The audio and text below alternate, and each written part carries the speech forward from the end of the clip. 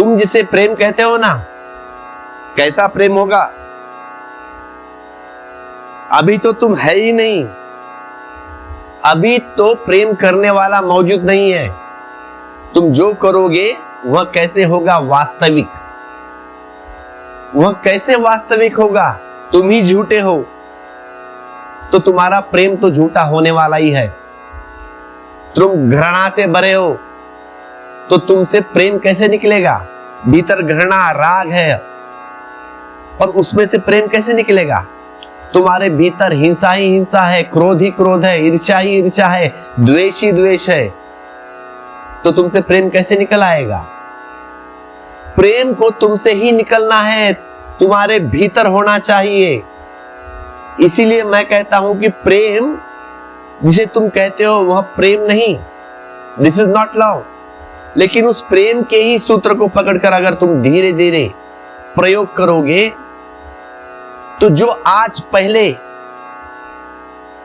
पतले महीन धागे की तरह हाथ में है वह कल बड़ी बड़ी धागा बनके तुम्हारे हाथ में आएगा, बड़ा धागा बनके हाथ में आएगा। प्रेम परमात्मा का परिचय है, प्रेम परमात्मा का पहला परिचय है। तुम जिसके भी प्रेम में पड़ जाओगे उसी में तुम परमात्मा की थोड़ी सी झलक मिलना शुरू हो जाएगी। जहां तुम्हें प्रेम किसी के प्रति हुआ वह तुम्हें रूपांतरित कर देगा, वही तुम्हें रूपांतरण दिखाई पड़ेगा। अब जिस व्यक्ति के प्रति तुम्हारा प्रेम हो गया वह साधारण नहीं रह गया, वह असाधारण, समथिंग स्पेशल।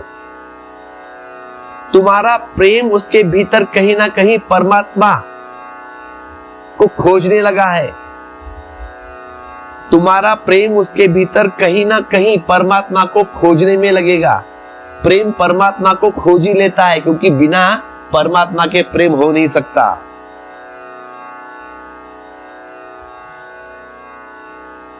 तुम्हें उस व्यक्ति में बुराइयां नहीं दिखाई देगी, फिर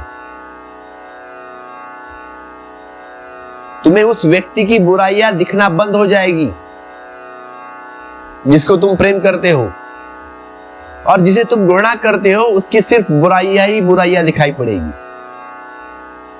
जिसे तुम घृणा कहते हो उसमें शैतान दिखाई पड़ने लगेगा, और जिसमें तुम प्रेम करते हो, जिसे तुम प्रेम करते हो उसमें परमात्मा दिखाई पड़ने लगेगा,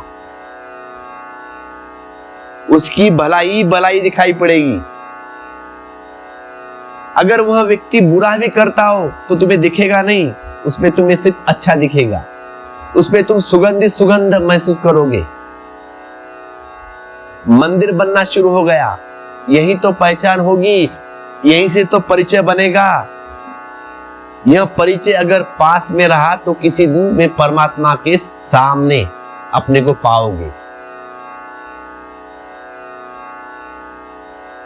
किसी दिन तुम अपने आप को परमात्मा के सामने खड़ा हो पाओगे।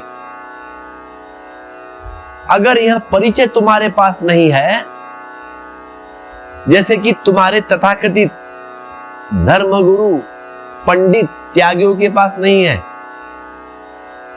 इनके सामने भी परमात्मा खड़ा है तो भी उन्हें शैतान दिखाई देता है।